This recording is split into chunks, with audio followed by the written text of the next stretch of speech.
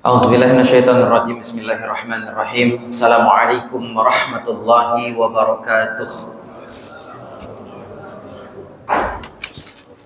Alhamdulillahilladzi bi ni'matihi tatimmu shalihat. Alhamdulillahilladzi hadana li hadza wa ma kunna linahtadiya laula an hadanallah. Asyhadu an la ilaha illallah wahdahu la syarika lahu wa asyhadu anna Muhammadan abduhu wa rasuluhu la nabiyya ba'dah. Allahumma salli wa sallim wa barik ala Muhammad wa ala ali Muhammad. Rabbi israh li sadri wa yassir li amri wa hlul 'uqdatam min lisani yafqahu qawli. Bapak hadirin jamaah salat maghrib Masjid Miftahul Khair yang insyaallah dirahmati, diberkahi, dimuliakan Allah Subhanahu wa taala.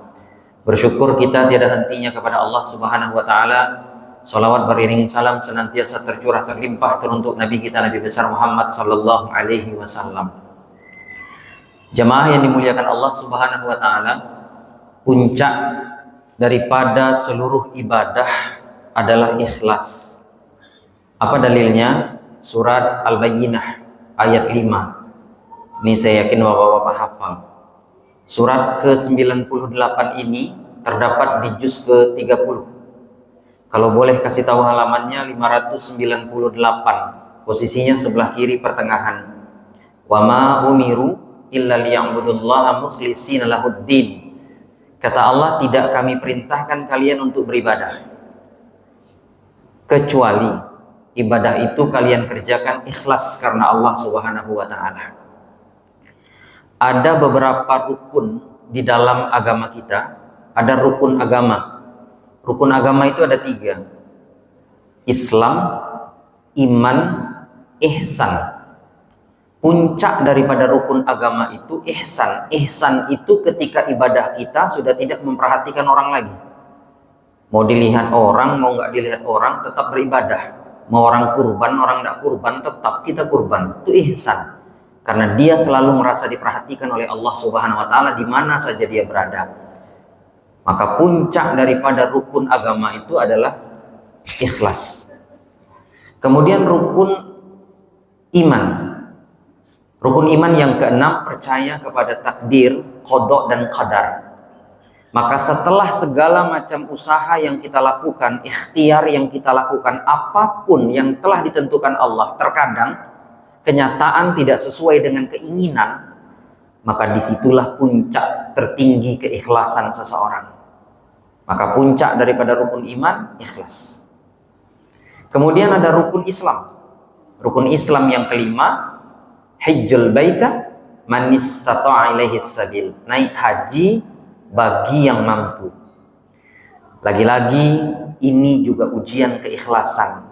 Karena ketika orang berangkat ibadah haji, ia meninggalkan anaknya, meninggalkan hartanya, meninggalkan keluarganya, meninggalkan tetangganya, meninggalkan aktivitas kerja hariannya, dia mesti ikhlas. Kalau seandainya berangkatnya ini menjadi berangkat terakhir, tidak bisa pulang lagi ke tanah air, maka mereka saling bermaafan sebelum berangkat, agar segala kesalahan ini diikhlaskan, dimaafkan.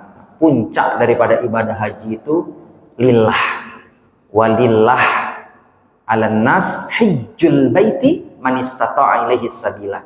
Kata Allah, hanya milik Allah ibadah haji itu yang diserukan kepada manusia. Ada pula yang sudah mengantri 20 tahun. Ketika mau berangkat kena stroke. Tes kesehatan tidak lulus, tak dapat kartu namanya kartu istitoah. Maka ujian keikhlasan pun diuji. Ada pula yang sudah mau dekat daftar meninggal. Sudah 1 tahun lagi mau berangkat, meninggal. Maka terpaksa anaknya yang harus mewakilkan ibadah hajinya. Maka ibadah ini adalah ibadah keikhlasan luar biasa. Jamaah yang dimuliakan Allah Subhanahu wa taala, lalu kenapa ikhlas ini sulit dihadirkan di dalam kehidupan kita? Maka jawabannya adalah sesuai daripada tema, karena tidak ada ketenangan. Ikhlas itu perlu tenang. Kenapa tidak ada ketenangan di dalam diri seseorang? Karena kata ulama, kasratuz zunub, terlampau banyak dosa. Kalau bicara masalah dosa, dalam kitab Munabbihat lil isti'dad li yaumil ma'ad, Penyusunnya Ibnu Hajar Al-Asqalani. Kitabnya tipis, 60 halaman. Lebar kitabnya 14 cm, tinggi kitabnya 20 cm. Berat kitabnya 75 gram. Harga kitabnya murah, 7.000 belum termasuk ongkos kirim. Ibnu Hajar Al-Asqalani menyebutkan, inna ummahatul khotoya salasun, atau kama qala Nabi sallallahu alaihi wasallam, dalam salah satu hadis Nabi sallallahu alaihi wasallam, sesungguhnya induk daripada dosa itu ada 3. Karena induk daripada dosa itu ada 3, maka induk daripada ibadah pun ada 3. Jadi induk dosa ada 3, induk ibadah ada 3. Maka hilangkan induk daripada dosa ini agar kau mendapatkan keikhlasan. Apa itu induk daripada dosa? Yang pertama, al-kibru, sombong. Dosa pertama di hadapan Allah, sombong. Apa dalilnya Ustadz? Surat Al-Baqarah ayat 34 halaman 6 sebelah kiri. Wa izqulna lil malaikatis judu li adama fasajadu illa iblis aba wastakbar wa kana minal kafirin. Kata Allah, ketika kami perintahkan kepada malaikat untuk sujud kecuali iblis. Iblis tidak mau, aba wastakbar, dan sombong. Maka sombong ini jadi dosa pertama di hadapan Allah, induk dari segala dosa. Maka diperintahkan sujud. Maka agar sifat sombong ini hilang, banyak-banyak sujud. Surat Al-Hajj ayat 77 halaman 341. Surat Al-Hajj ayat 77 halaman 341. Apa kata Allah? Ya ayyuhalladzina amanu ruk'u wasjudu wa'budu rabbakum waf'alil khair la'allakum tuflihun. Ini satu dari 15 ayat sajadah, ayat tilawah yang disunahkan sujud ketika mendengar imam membaca ayat ini. Kalau imamnya sujud. Kalau imamnya tidak sujud, tidak usah sujud. Batal sholat kita. Ya. Maka ayat sajadah, ayat sujud. Kata Allah, ruku, sujud. Sembah Allah, lalu berbuat kebaikan agar beruntung. Perintah pertama, ini sujud. Ketika penduduk neraka ditanya, nanti di surat Mudassir, ayat 42-43. Halaman 576 sebelah kiri. Ketika penduduk neraka ditanya, masalakakum fi saqar? Qalu lam naku minal musallin. Ketika penduduk neraka ditanya, kenapa kalian bisa masuk neraka sakar? Apa mereka bilang? Lam naku minal musallin. Dulu kami tidak sholat. Dan yang ada di neraka sakar ini bukan saja umat Nabi Muhammad yang tidak sholat, tapi umat-umat sebelum Nabi Muhammad ada. Bahkan generasi yang hadir di zaman Nabi Adam pun ada. Dan hebatnya mereka menjawab dengan kalimat yang kurang dalam kaidah bahasa Arab. Lam naku minal musallin. Seharusnya Pak, kalau bahasa Arab itu ada nunnya. Lam nakun minal musallin. Seperti mana surat Al-Bayyinah, lam yakunil lazi. Lam yakunil lazi. Ada nun. Tapi di surat Mudatsir nunnya hilang. Nunnya hilang. Bukan Qur'annya yang salah, tapi dalam ilmu tafsir Allah ingin menunjukkan kata kun, jadi itu dihilangkan hurufnya menjadi lam naku minal musallin.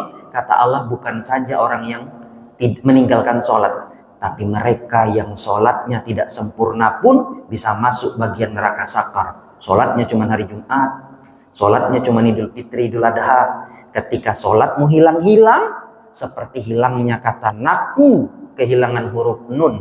Begitulah orang-orang yang sering meninggalkan sholat, yang sering bolong sholatnya, maka mereka penghuni neraka sakar. Ibadah pertama sholat, dosa pertama sombong. Yang kedua, kama qala Nabi SAW, wal hirsu, tamak, rakus, tidak puas.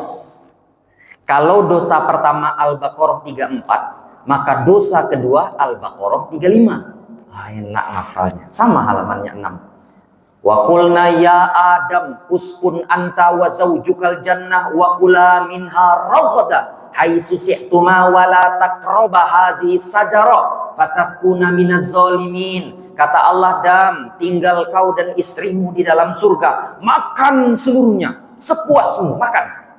Boleh semuanya. Tapi satu kata Allah, wala taqrabah hasil sajarah. Nih pohon yang ini, Dam, jangan didekati. Yang halal banyak, tapi kenapa yang haram didekati? Ya, kalau kata orang yang haram tuh enak, Ustadz, dia bilang. Kata orang, ya. Sama, Pak. Mau minuman keras itu memabukkan, mau tidak memabukkan, tetap dosa. Ustadz, saya cuma minum bir bintang beli di Alfamart, Alfamidi, Indomaret, sama 4,7% alkoholnya. Saya minum malah anggur merah, apalagi itu 15%. Saya minum topi miring, Ustadz, whisky, apalagi itu 19,7% kadar alkoholnya. Ustadz, kok apal semua? Dia bilang, ya saya ngelihat aja, Pak. Nggak bani minumnya ya. Kata Nabi, man saribang, siapa yang minum minuman keras, summa mata qabla arba'ina yauman, lalu dia mati sebelum 40 hari. Ini Nabi yang bilang, minum minuman keras, enggak mabuk, walaupun enggak mabuk.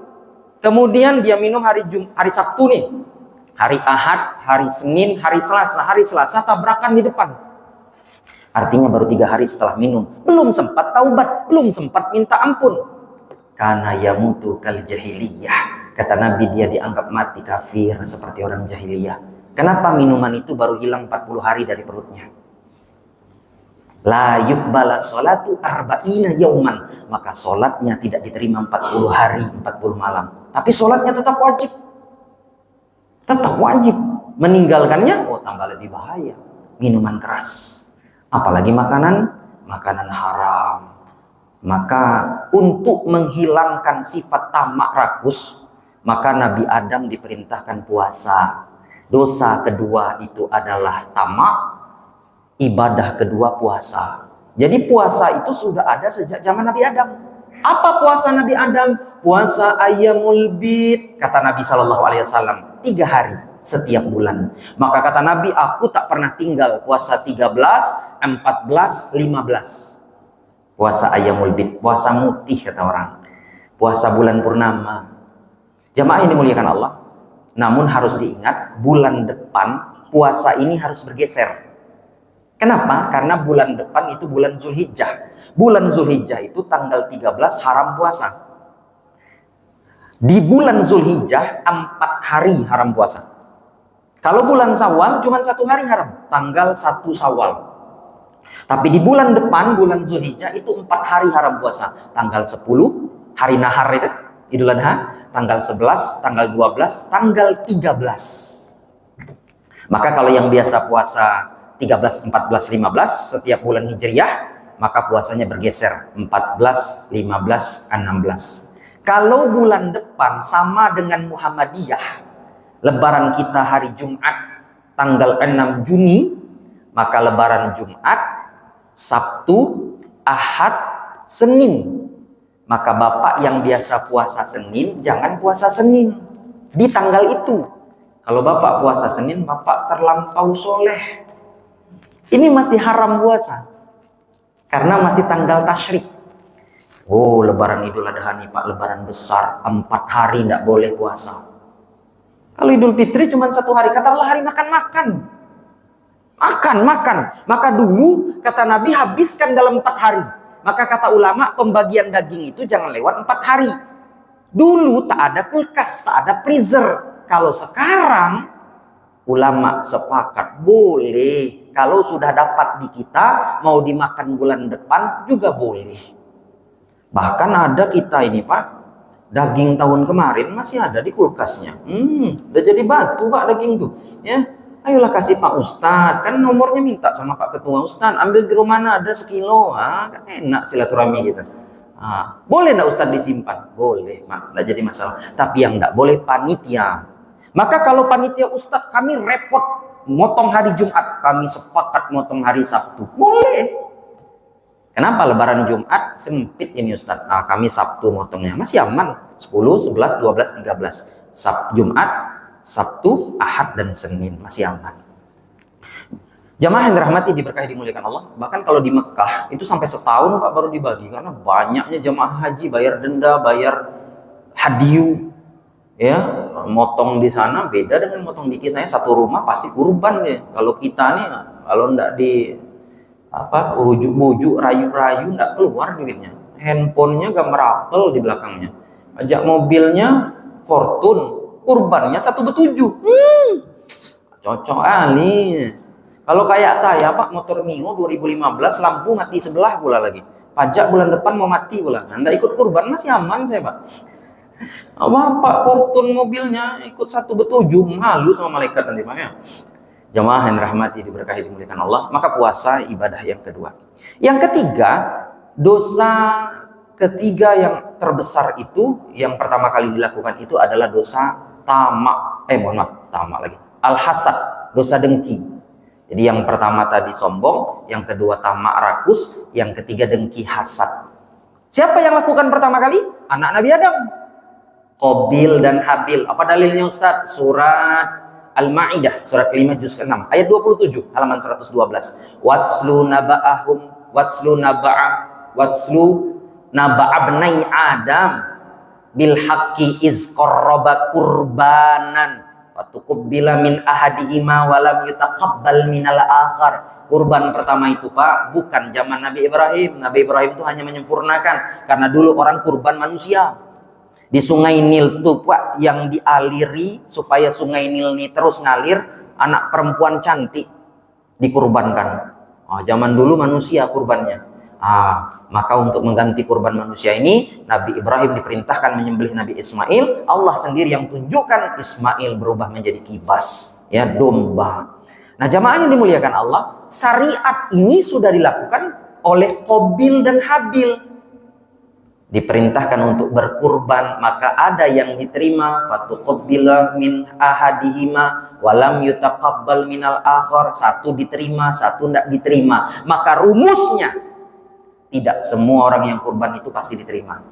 Karena sejak awal Allah hanya menerima kurban Habil, kurban Qabil yang tak ikhlas, yang tidak tenang dalam berkurban, yang masih ada rasa dengki, rasa hasad dalam berkurban, rasa tidak senang, rasa suuzon dalam kurbannya, tidak diterima kurbannya. Maka ketika Qabil, la'aktulannaka, aku mau bunuh kau katanya.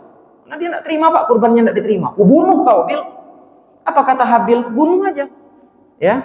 Wa ma'ana bibasit, aku tidak ngapa-ngapain. Tanganku diam aja nanti. Kau silahkan bunuh aku tanganku diam, tanganku tidak akan bergerak, tanganku tidak akan balas bunuh. Allahu Akbar. Maka syariat kurban, jangan sampai kaki sapi itu bergerak-gerak. Maka dengan cara terbaik, ya diikat baik-baik dengan cara yang terbaik, ya, supaya tidak merasakan sakit daripada ketika disembelih. Ini sudah disyariatkan. Maka jamaah yang dimuliakan Allah, tidak semua orang yang berangkat haji pasti diterima. Tidak semuanya Pak pulang mabrur. Haji ini ada 3 yang kita ketahui. Ada haji reguler, 20 tahun lebih kita ngantri. Ada haji khusus 5 tahun, 7 tahun. Ada haji puroda. Ini ngeri-ngeri sedap. 300 juta, 400 juta. Tapi mohon maaf. Saya yang bodoh ini, mohon maaf. Ada artis di negeri planet Jupiter, ya, planet Saturnus.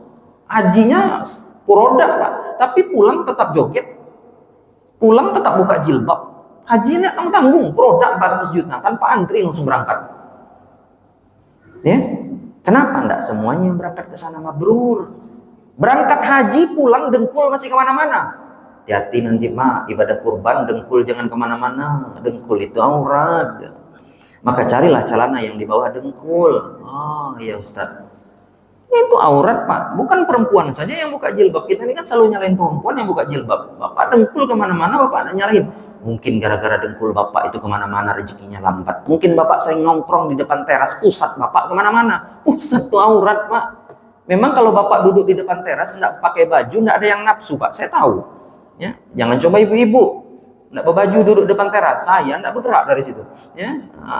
Jamaah yang dirahmati dimuliakan Allah. Nah ini kita kadang remeh-temeh kita, tapi inilah menyebabkan mungkin anak tidak kunjung sembuh, istri tidak kunjung soleha. Kita menyepelekan dosa di hadapan Allah Subhanahu Wa Taala. Pusat sampai lutut itu tidak boleh kelihatan. Jamaah yang dirahmati diberkahi dimuliakan Allah Subhanahu Wa Taala.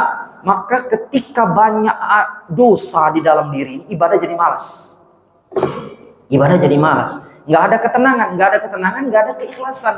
Ada orang kaya Pak dekat rumah saya di Sumatera. Pak, kenapa nggak haji? Saya bilang. Bapak ini ke Jepang tiap bulan, saya bilang.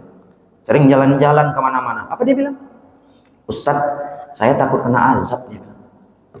Nanti katanya kalau ke tanah suci itu kena azab, Ustadz, dia bilang. Oh, bilang. Pak, kalau kita seuzon, pasti akan terjadi. Tapi kalau kita berhusnuzon ke Allah, nggak ada terjadi, Pak. Walaupun ada kasus viral, Pak. Ada jamaah haji sudah mendarat di Jeddah, yang lain sudah turun pesawat, dia nggak bisa turun, Pak, di bangku pesawat. Nangis dia, Pak. Dia bilang ke Allah, ampun ya Allah, ampun ya Allah, aku kena ajab ya Allah, ampun ya Allah, orang udah pada turun, aku nggak bisa turun ya Allah, ampun ya Allah. Itu orang udah pada turun, Pak. Akhirnya disampari oleh pramugari, Pak. Ternyata bapak ini bukan kena ajab, Pak. Dia tidak bisa membuka sabuk pengaman di pesawat. Nah, inilah ilmu ini tidak ada ya. Dia pikir dia kena ajab. Karena yang pentingnya manasik haji, manasik umroh, Pak. Manasik haji, manasik umroh itu kadang tidak diajari. Bagaimana masuk hotel. Ke hotel itu nanti kan ada jamaah bingung. Gimana ngidup lampu hotel nih? Hotel mahal-mahal, tidak hidup lampunya. Kartunya belum ditusuk, belum dicolok. Tidak pernah tidur di hotel. Di hotel Mekah Madinah tuh colokannya kepala 3. Kalau tidak dikasih tahu sama petugas umroh, bingung gimana nyoloknya ini. Hotel Mekah nih nggak canggih, dia bilang. Harus beli kepala tambahan untuk ngecas. Itu ilmu yang perlu diajarkan, kadang remeh-temeh ya. Maka ketika kita tidak ikhlas dalam beribadah, ketenangan itu tidak akan ada. Jamaah yang dimuliakan Allah, maka ketika dosa ketiga itu adalah hasad, tidak senang kepada orang lain, maka ibadah ketiga adalah kurban. Jadi 3 pokok, 3 induk dosa. Sombong, tamak, hasad. 3 induk ibadah. Salat, puasa, kurban. Lihat ketika Allah memerintahkan berkurban. Surat Al-Kautsar, surat ke-108, halaman 602, ayat kedua, paling bawah sebelah kiri. Fasolli lirabbika wanhar. Biasanya, Pak, perintah sholat itu bergandengan dengan perintah zakat. Kaidahnya dalam bahasa Arab itu biasanya hukum wajib bergandeng wajib. Aqimus sholah wa atuz zakah, itu paling banyak. Dirikan sholat, bayar zakat. Sholat itu wajib, zakat itu wajib. Kalau sedekah sunnah. Tapi ada ayat di Al-Kautsar ini, fasholli li rabbika wanhar. Kerjakan sholat dan tunaikan dan kerjakan kurban dan berkurbanlah. Dan ibadah kurban ini, Pak, mohon izin, mohon maaf, kita harus sepakat hukumnya sunnah muakkadah.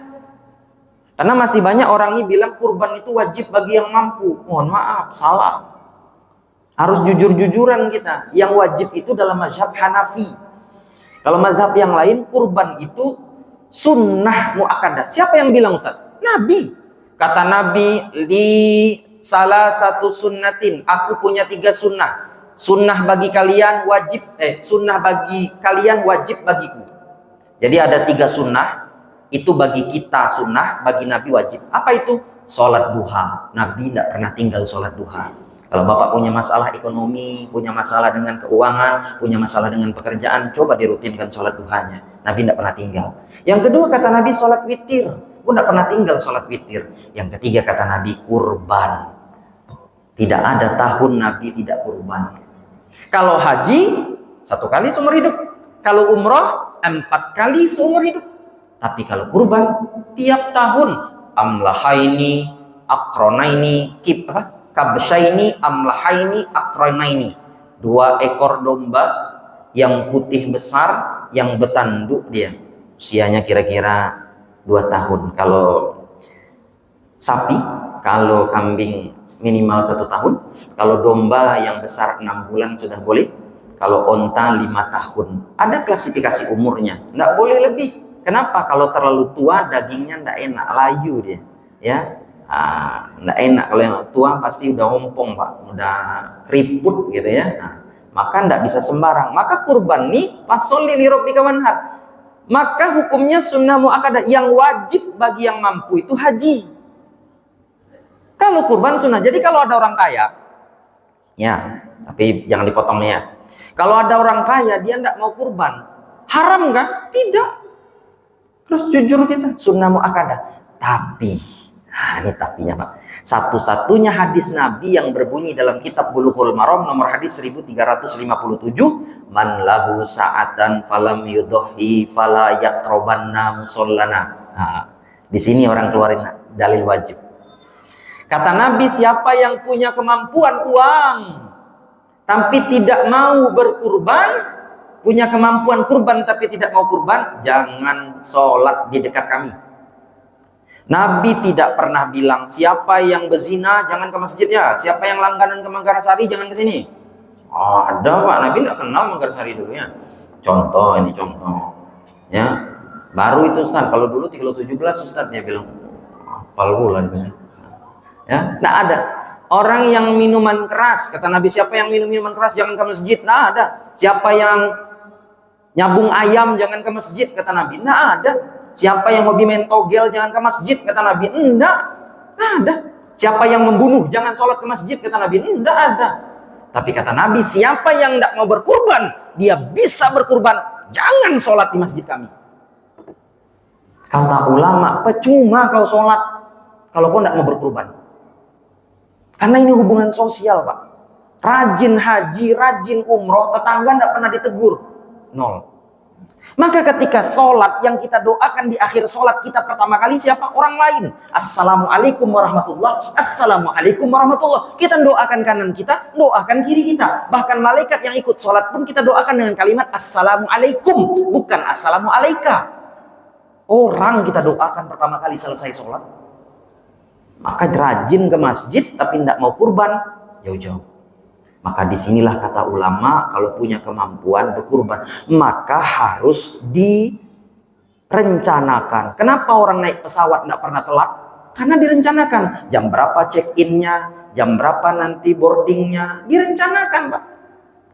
Saya diundang, Ustaz, kajian maghrib, maka saya rencanakan 10 menit minimal sebelum azan saya sudah datang. Walaupun saya datang tidak ada satupun manusia Pak, jin pun tidak ada. Oh ada Pak Ketua muncul, oh, Pak Ustadz cepat kali dia bilang. Nah iya gue bilangnya, untung gue datang gue bilangnya. Oh iyalah Ustadz dia bilangnya. Nah, kenapa direncanakan? Kalau ada Ustadz yang datang telat-telat, pasti perencanaannya tidak bagus. Dan tidak layak apa mau ditunggu-tunggu kayak raja Pak. Rencanakan, kalau telat kasih konfirmasi. Kadang kasihan udah pakai rebana, udah 10 lagu habis, 1 album, nggak datang-datang Pak Ustadz nih. Apa acara nih dia bilang. Honor minta gede, ceramah 10 menit. La ilaha illallah, coret aja Pak gitu. Jamaah yang dirahmati oleh Allah. Maka direncanakan, kalau rokok 30.000 sehari berapa? 10.000 sehari berapa? Maka perlu perencanaan. Ketika sifat sombong ini hilang, ketika sifat tamak ini hilang, ketika sifat hasad ini hilang, dengan sholat, dengan puasa, dengan kurban, maka ikhlas bisa datang dengan ketenangan. Lihat, ketika Nabi Ibrahim berkata kepada Allah Subhanahu wa taala yang diabadikan di dalam Al-Qur'an, wa iz qala Ibrahim rabbi arini kaifa tuhyil mauta, ya Allah ajarkan aku bagaimana, lihatkan aku bagaimana engkau menghidupkan yang mati. Apa kata Allah? Qala awalam tu'min. Kau tidak percaya dengan aku, Ibrahim? Nabi Ibrahim nanya ke Allah, ya Allah, bagaimana menghidupkan yang mati? Apa kau tidak percaya, Ibrahim? Surat Al-Baqarah 260. Surat Al-Baqarah 260, halaman 4. Apa kata Ibrahim? Qala bala, aku percaya ya Allah. Aku yakin, ini Bapak keikhlasan. Tapi kata Nabi Ibrahim, walakin liyatma'inna qalbi. Aku ingin tenang ya Allah. Maka Bapak keikhlasan ini sebelum diperintahkan nyembelih Nabi Ismail, ada sembelihannya pertama kali. Sembelihan 4 ekor burung. Untuk tenang aku ibadah ya Allah, untuk tenang aku menghadapmu ya Allah, aku butuh pembuktian ya Allah. Apa kata Allah? Qala fakut arba'atan minat thairi. Ibrahim ambil 4 burung. Fasurhunna ilaika, lalu tundukkan burungmu dengan bagus. Maka sunnahnya Pak, daging sapi kurban itu dijinakkan dengan cara yang baik. Ini ndak, sapi kurban itu turun dari mobil pick up sudah dikepung 10 orang. Kata sapi itu banyak kali jamaah kita losorannya. Turun dia, ditarik tangannya, ditarik kirinya, dipasang pula balok lagi. Ampunlah haula wala. Disembeli pula, yang nyembeli dengkulnya kelihatan sambil merokok pula. La ilaha illallah. Manalah kurban yang mau jadi kurban yang diterima oleh Allah. Ini ibadah, bukan sapi pernikahan. Seenak perut nyembelihnya, enggak bisa. Kalau bisa yang merokok jauh-jauh dulu ketika sapi disembelih. Nanti ketika cincang mau merokok silahkan. Ketika sapi disembelih ini ibadah, maka tutup kata ulama pakai daun pisang. Supaya apa? Supaya sapi lain tidak melihat. Fasurhunna, buat jinak, buat tenang, buat yang lain pun tenang. Itu perintah Allah kepada Nabi Ibrahim. Kemudian apa kata Allah? Summa ja'al ala kulli jabalin minhum majus'an. Lalu potong-potong, cincang-cincang kata Allah. Taruh di 4 gunung. Summa duhunna. Lalu panggil. Ya'tina kasayan. Maka 4 burung yang sudah kau cincang-cincang itu kata Allah akan datang berkumpul lagi. Kalau kita belajar terjemah, sudah. Ambil burung 4, potong-potong, cincang-cincang, aduk-aduk, taruh di 4 gunung, panggil, datang lagi. Itu sudah selesai. Tapi ternyata kalau buka kitab tafsir yang dipotong itu 4 burung. Burung merak, burung elang, burung merpati, burung merak, dan ayam jantan. Kenapa Allah suruh burung elang?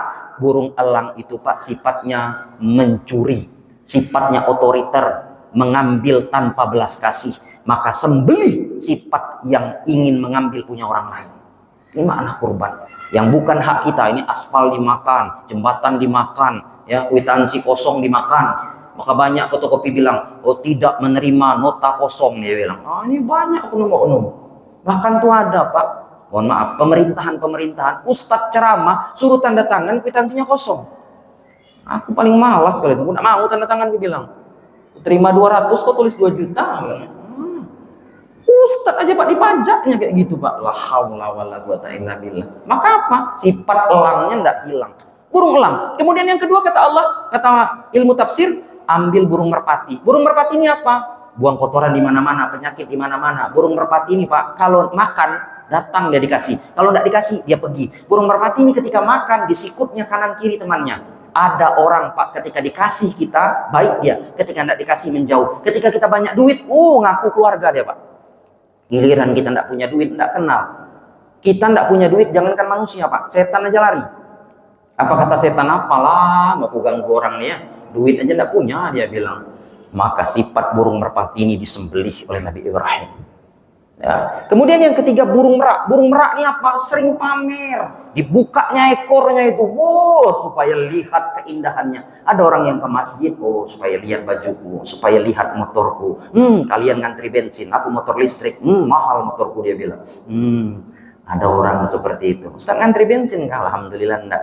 Kalau Pak Ketua ngantri 1 jam, saya Pak tinggal WA, cek datang botolan ke rumah. Ustaz enggak usah ngantri, dia bilang. Memang VIP betul Pak, dalam hati itu malu lah kalau aku ngantri juga ya. Jamaah yang dirahmati dimuliakan Allah SWT. Maka sifat pamer daripada burung merak ini potong, sembelih kata Allah. Yang terakhir kata Allah Subhanahu Wa Taala yang dipotong oleh Nabi Ibrahim dalam kitab tafsir Ibnu Katsir disebutkan adalah ayam jantan. Ayam ini bagian dari unggas, tapi dia tidak bisa terbang seperti burung. Kenapa? Ayam jantan ini kenapa disembelih? Karena ayam jantan ini ketika mengganggu wanita, mohon maaf, ketika mengganggu betina, maka dia akan berputar mencari perhatian. Lalu betinanya lari, dikejar oleh ayam jago ayam jantan ini. Setelah dapat, dihantam, dihimpit dari atas, dikawini. Setelah kawin oleh ayam betina, ayam jantan ini akan turun dari ayam betina, kemudian dia berkokok dengan senangnya. Apa itu? Orang yang senang dengan maksiat. Orang yang mempertontonkan maksiat. Aku tidak pernah sholat, mobilku ada. Aku tidak pernah ke Miftahul Khair, aman-aman aja. Aku tidak pernah ikut kurban. Kapalku lancar-lancar aja. Ya sabuna annahum yuhsinuna sun'a. Surat Al-Kahfi 103-104. Kata Allah, ada orang yang menyangka maksiatnya membuat dia tenang-tenang saja. Tunggu saatnya, kata Allah. Dia pikir maksiatnya itu membuat dia tenang. Hati-hati, kata Allah. Kami biarkan dia untuk bermaksiat. Jamaah yang dirahmati, diberkahi, dimuliakan Allah Subhanahu Wa Taala. Ini di jam saya menunjukkan sekitar 9 menit lagi. Tadi saya dipesan sama Pak Ketua, kalau ada yang ingin bertanya, dipersilahkan. Nanti ada hadiahnya Pak Ketua. Dikasih door prize Pak. Dikasih hadiah. Silakan 1-2 orang yang ingin bertanya, saya persilahkan. Yang menyangkut tema, walaupun tak menyangkut tema pun saya persilahkan. Siap. Saya izin menjawab agak cepat Pak Imam ya. Pertama, apabila kurban di sapi Masjid Miftahul Khair Pertama ya, kurang satu orang. Harga sapi ini 21 juta. Duit terkumpul baru 18 juta. Kalau 3 juta ya, kalau 3 juta. Maka kurang 3 juta. Akhirnya panitia terlalu pintar, ambil dari duit masjid 3 juta. Maka kurbannya tidak sah. Kemudian kurban yang namanya lebih daripada 7 orang pun tidak sah. Ada satu orang nitip nama 3, udah ada nama lain yang 6. Maka nama ini terlalu banyak. Kalau pahalanya dihadiahkan kepada orang lain, boleh. Satu keluarga, satu perusahaan, boleh kalau pahalanya. Tapi kalau nama batasnya 7. Sapi, kalau kambing batasnya 1. Kemudian, kurban tidak boleh digabung dengan akikah. Kurang dua orang lagi. Tiba-tiba ada datang bapak-bapak. Aku ikut 3.500.000 ikut 7 juta. Tapi tolong niatnya niat akikah. Yang 5 niat kurban, yang 2 niat akikah. Tidak sah kurbannya. Nggak boleh, karena akikah dibagi masak, kurban dibagi mentah sunahnya. Nggak bisa digabung niat kurban dengan akikah. Kemudian anak bapak, ini pertanyaannya. Anak bapak ngumpulin duit, ya minta duit 50.000. Untuk apa nak? Di SMP kami ya, untuk kurban, satu sekolah. Dibelikan sapi, itu bukan daging kurban. Karena nggak ada kurban satu SMP, nggak ada kurban satu SMA, nggak ada kurban satu MI, nggak ada kurban. Ada tiba-tiba perusahaan di sebelah, perusahaan ABC datang ke Masjid Miftahul Khair. Pak Ketua, ini sapi dari perusahaan ABC. Pak Ketua tanya, ini atas nama siapa Pak? Atas nama satu perusahaan. Mohon maaf, itu bukan sapi kurban. Itu sapi sedekah. Nggak ada sapi satu perusahaan. Harus ada nama, minimal nama manajer. Diniatkan untuk 7 orang atau nggak diniatkan. Cukup satu nama ini aja Ustaz, sah. Tapi kalau pakai satu perusahaan, tidak sah. Maka bagaimana caranya Ustaz? Satu sekolah ini agar jadi sapi kurban, ambil 7 nama guru. Dari duit yang kami kumpulkan satu sekolah ini, kita pilih 7 murid terbaik. Potonglah sapi ini, sah. Ambil nama 7 guru terbaik, kita potong sapi ini, sah. Dia jadi sapi kurban. Tapi kalau satu perusahaan, satu sekolah, tidak boleh. Maka sapi itu ketika duit sudah dikumpulkan ke panitia, tiba-tiba ada sapi yang lebih mahal, ada sapi yang lebih murah, maka boleh. Tapi diberitahu, uang kurbannya sekian, sapi A sekian, sapi B sekian, sisa uang sekian, dibeli kompek, dibeli tali, itu harus jelas. Dan duit sisa kurban tidak boleh masuk masjid. Terlampau soleh. Sisa duit 5 juta bagaimana nih? Kami ikhlas, kami kasih ke Pak Ketua. Halal? Halal. Boleh. Tapi kalau masuk masjid enggak boleh. Disunat dari duit masjid enggak boleh. Kalau mau masak-masak Ustadz, boleh. Syaratnya tidak lebih dari 1/3. Kalau dagingnya 90 kilo, maksimal 30 kilo. Setelah dibagi ke 7 peserta, masing-masing dapat 3 kilo. 3 kali 7, 21 kilo. Masih sisa 9 kilo. 9 kilo ini yang kami masak Ustadz. Bumbunya iuran kami 100.000 Ustadz. Halal. Tapi kalau sudah dapat masing-masing 5 kilo, sudah lebih tuh 35 kilo. Lebih 5 kilonya haram. Karena tidak boleh melebihi batas 1/3. Lebih dikit, lebih bagus. Berapa kilo Ustaz? Ya tergantung sapi masing-masing. Maka kurban itu tidak bisa sembarangan. Nasrani, kirim, ada orang Kristen, ada orang Cina, ada toko bangunan, kasih sapi. Mohon maaf, bukan sapi kurban. Tapi jangan ditolak Pak. Sapi Pak, Bapak tolak pula nanti, rugi Pak. Sapi nih, maaf Koko, Cece, maaf ya, ini kalau kurban tidak bisa. Tapi kalau kami sembelih sebagai sedekah, ini kami orang Islam makan semuanya. Nanti kami doakan warung Cece, warung Koko tambah laris, dalam hati dapat hidayah. Boleh makan, lumayan sapi Pak ya. Boleh, tapi dia tidak sapi kurban. Ustadz, boleh enggak kurban untuk orang tua yang sudah meninggal? Boleh. Boleh, Nabi bilang, fatasaddaq, bersedekahlah. Justru orang tua yang masih hidup nggak boleh. Kok itu Ustaz? Iya, misalnya bapak, orang tua masih hidup. Nanti pas hari Idul Adha, ayo Pak ke masjid. Bapak saya korbankan, dia bilang. Mati Pak. Orang tua masih hidup, dibawa ke masjid. Nggak boleh. Hal yang sudah mati, jangan serius sekali Pak ya. Boleh. Mama ya. Ada lagi? Itu Pak Ketua.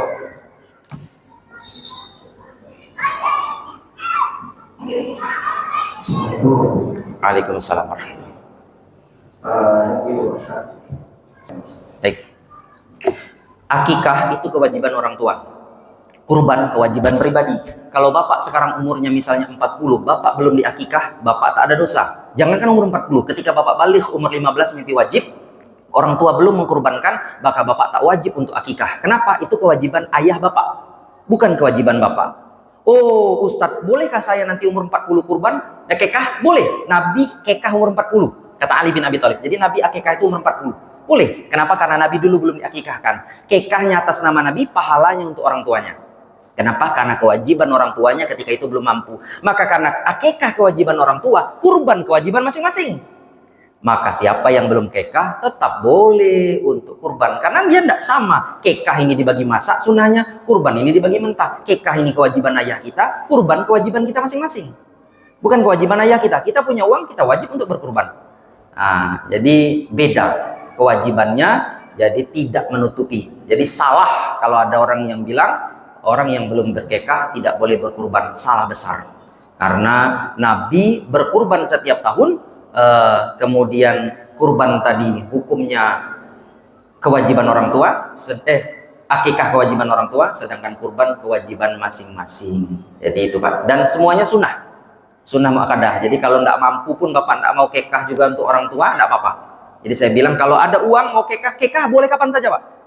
Kalau kurban hanya 4 hari, tidak sah selain 4 hari. Tapi kalau kekah kapan saja boleh. Mana yang didahului Ustaz? Kalau sudah mepet kurban, kurban dulu. Karena kurban tidak bisa lewat 4 hari. Tapi kekah kapanpun bisa. Tapi kalau nanti Bapak umur 40 misalnya kekah, cukup potong kambing saja 2 Pak. Tidak perlu Bapak cukur rambut, digendong pula. Marhaban. Tidak usah Pak. Siapa yang mau gendong Bapak? Kecuali dipinjamkan Pak Ketua keranda jenazah dari masjid ini. Tidak apa-apa, Bapak masuk kita gendong rame-rame. Boleh. Marhaban, boleh ya. Jadi kekahnya potong kambing, pahalanya untuk orang tua yang dulu tidak mampu. Tapi kalau kurban, untuk Bapak pribadi. Sudah Bapak pribadi, nanti tahun depan untuk istri boleh menhadiahkan, untuk orang tua boleh. Jadi begitu Pak ya. Ini saya agak cepat karena takut waktu isya. Cukup Pak Ketua ya. Ini saja yang bisa saya sampaikan. Mohon maaf apabila ada kesalahan dan kekhilafan. Bagi bapak-bapak yang ingin berkurban di masjid ini, silahkan menghubungi Pak Nur Wahid atau Pak Sucipto. Pak Nur Wahid bisa dihubungi di 0853 di 2804 9312, atau menghubungi Pak Sucipto di 0821 5189 7949. Nggak ada kerjaan nih orang ngapal nomor handphone orang. Ini Pak, bukan saya pamer Pak, bukan Pak ya, tapi ini bentuk saya cinta dengan Masjid Miftahul Khair. Bapak silakan cek, nggak ada Pak Ustadz yang pernah diundang di sini hafal nomor Pak Nur Wahid dan hafal nomor Pak Sucipto. Supaya bukti ini cinta, Bapak juga harus buktikan cinta kepada saya. Bagaimana Ustadz? Ya minimal 1 kupon kurban lah Pak. Ini saja yang bisa saya sampaikan. Terima kasih, insya Allah bertemu dalam kesempatan. Allah panjangkan umur kita, Allah berkahkan kita, Allah kabulkan hajat-hajat kita yang sedang dalam segala masalah. Allah mudahkan semudah-mudahnya atas segala nikmat, atas segala hajat, pahala yang disampaikan ilmu-ilmu Allah Subhanahu wa taala, dan ilmu-ilmu Rasulullah ini saya hadiahkan untuk Bapak, saya hadiahkan untuk Ibu sekalian, berkah dunianya, berkah akhiratnya. Jamaah kita yang berangkat haji Pak, jadi haji mabrur, haji mabrurah, pulang lagi ke Balikpapan. Kita yang sedang ngantri atau berharap ingin naik haji, Allah mudahkan dengan cara Allah, Allah undang dengan cara Allah, haji maupun umroh. Dan kurban tahun ini diterima oleh Allah Subhanahu wa taala, panitianya diberikan kesehatan, dagingnya diberikan berkah dunia dan akhirat. Akhirul kalam, wassalamualaikum warahmatullahi wabarakatuh.